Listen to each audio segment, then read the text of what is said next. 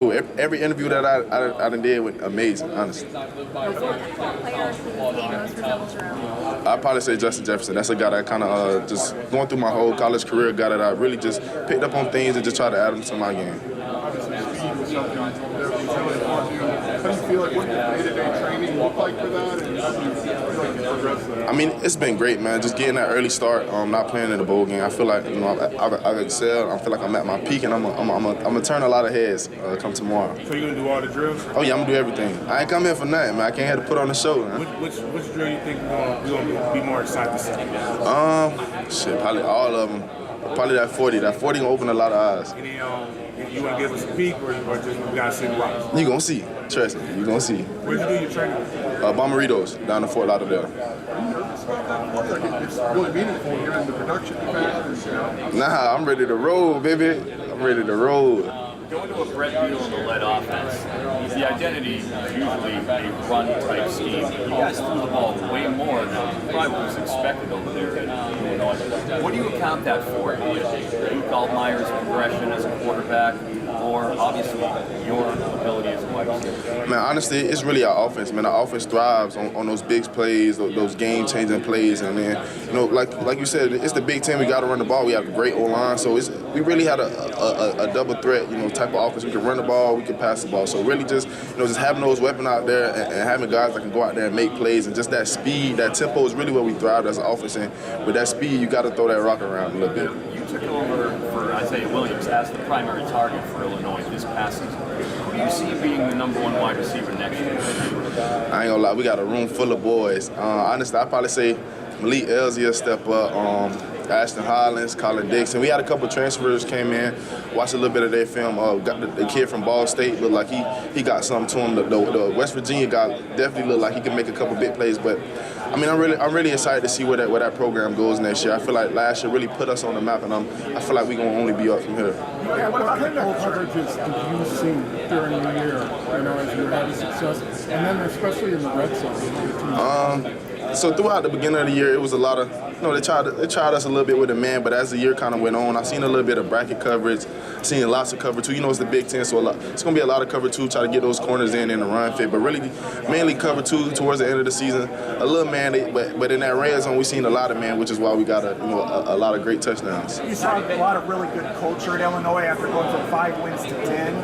How did that work? What was led by Brett Beal, and then how did you help advance the culture? Really just, man, if you believe in the system, man, a guy like Coach B knows football, been around football for a long time. So, man, really just sticking to what we know our identity, man, being tough, smart, and dependable. That's all we know. And just, focusing in on the small thing, the little details, that's what he always saying. Really, it always started in practice. He always told us practice habits become game day reality. So, he put us in those great situations, 2-minute drills, 4-point plays, whatever it was, he put us in those situations. So when we got to the game, it was a no-brainer.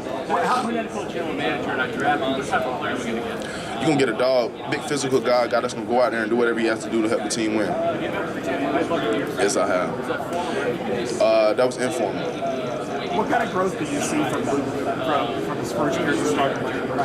Honestly, man, the confidence. Honestly, just coming in as a quarterback, especially a transfer, it's really hard, man. You got a lot on your back as a quarterback overall, but just seeing him come in his freshman year, his first year, he was really trying to get used to the system, adjust the people that's around him. But his second year, you can kind of see, like, after that first game, he kind of got his swagger back, and just on from there, you can really see his confidence in the game, the way he threw the ball, the way he was running the ball. So really just seeing his growth, man, not only as a player, but as well as a young man. So there's a lot of people coming out of Jacksonville right now, a lot of resurgence in that. What do you got to say about the young guys coming up? Any words of advice for them to be able to get to the same stage? Man, keep balling, man. Just at the end of the day, in Jacksonville, you just got to stay focused, man. You got to keep the main thing, eliminate all distractions, put your head down and work. We Florida boys, so ball all we know, man. You work hard, you're going to make it. You heard of this kid B5? Who? Bryce Wright coming up from Phenom. That's like the 16-year-old? No, he ain't 16, he's 14 in a couple months. I've been seeing, that's what I've been seeing some film. I've been seeing some 7-on-7. He on my side. Yeah, he gonna be special, boy. Coach Mikey said, what's up? Tell that boy I said what's happening. Ernie said you might be one of the most loyal people because they try to get you. Oh yeah, for sure. He already know it. Process it's like Richard being in the room with all these guys and walking on Sunday. That process is reality and navigate. I mean, walking in there, you just like, I mean, it's really eye-opening, but once you sit down, you realize that I mean, they're regular people just like me. At the end of the day, they just trying to, you know what I'm saying, get to know me, see who I am as a young man. And like I said, dreams come reality, so I'm really just soaking it all in. It meant a lot, man. I always have a special place in my heart, a place that really not only helped me develop as a player, but as well as a young man. Like, at the end of the day, that community welcomed me in, knowing that I'm a Florida boy, and I always have a special place for them. Hey, how were your Yes, it went smooth, man. It went real good, actually.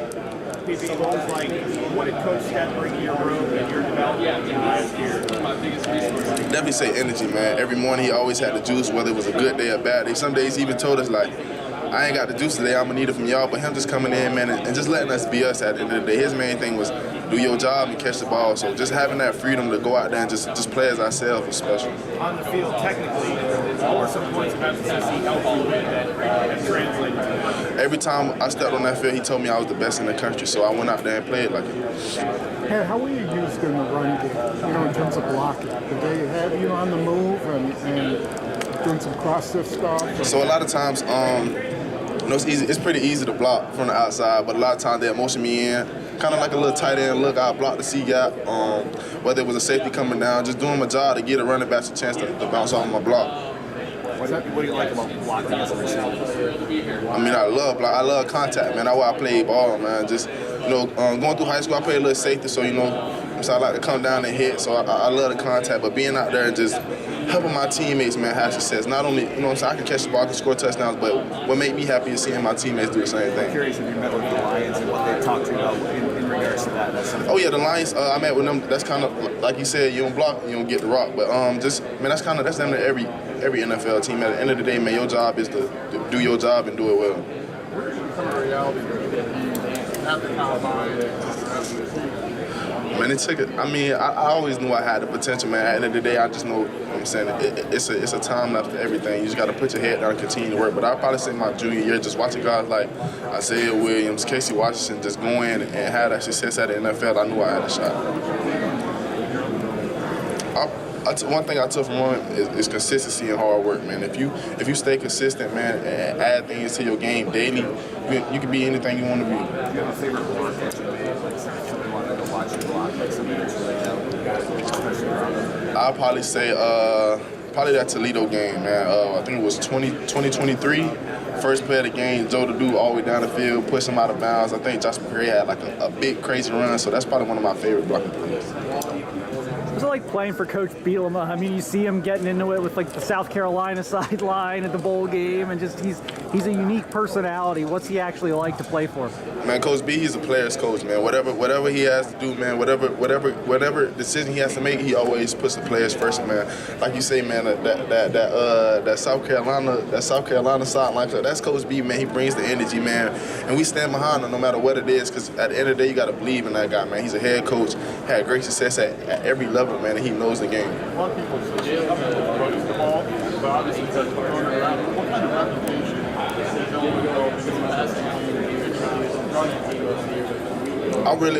I feel like at the end of the day, Illinois always going to be balanced, man. Just having those weapons on the outside, having a extremely great running back room that we have now. We really like. You can pick and choose. We even let the defense pick. What you want us to run the ball, throw the ball. We can do both, man. So, I mean, we kind of got that reputation now. Coach B, he sticks to the run game. So, we're going to run the ball a lot. But we have a lot of weapons on the outside. We go out, make big plays, get the ball in the red zones, and let the running back have their fun. Who's there now is going to be here next year? A lot of guys. Gabe Jackets, J.C. Davis, Xavier Scott, Luke Altmaier. I get Cruz to be here. We got a lot of guys on that defense, man, that'll really show out this year too as well. All right, thanks, Patrick. Is that formal with the Lions?